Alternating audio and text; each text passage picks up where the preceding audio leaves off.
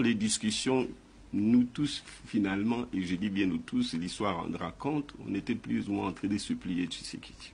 Parce que du point de vue de l'ancrage du peuple, ne nous cachons pas les vérités, il était plus ou moins mieux positionné, tout le monde était unanime là-dessus. Deuxièmement, du point de vue de sa clientèle politique, il a une clientèle beaucoup plus engagée, plus virulente, je dirais même assez religieuse. Malheureusement, Tshisekedi n'était pas, et il nous le disait, c'était un garçon correct.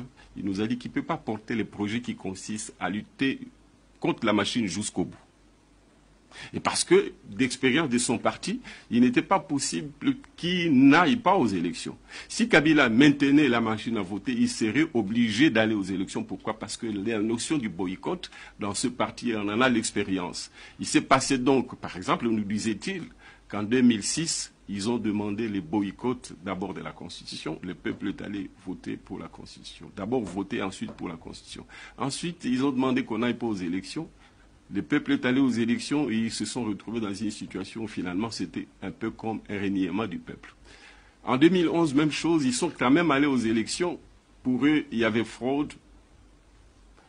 Et c'est probable qu'il y avait fraude. Mais il se trouve qu'ils ont demandé à leurs militants élus de ne pas siéger à une assemblée dont l'électorat n'était pas représentatif. Mais leurs députés sont allés. Ils se posent la question, cette fois-ci, comment ils peuvent demander au peuple de ne pas aller aux élections et espérer que le peuple va aller. Voilà ce qu'ils disaient. De sorte que, d'ailleurs, c'est un accident qui avait que finalement, c'est lui qui portait les projets du rejet de la machine et du rejet du fichier corrompu. Soit c'est lui qui est sorti. Tshisekedi n'était pas avec nous sur ces combats et il nous l'a dit.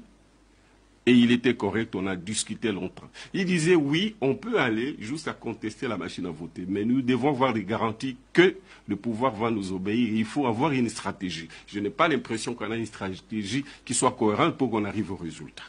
Donc, de sorte que...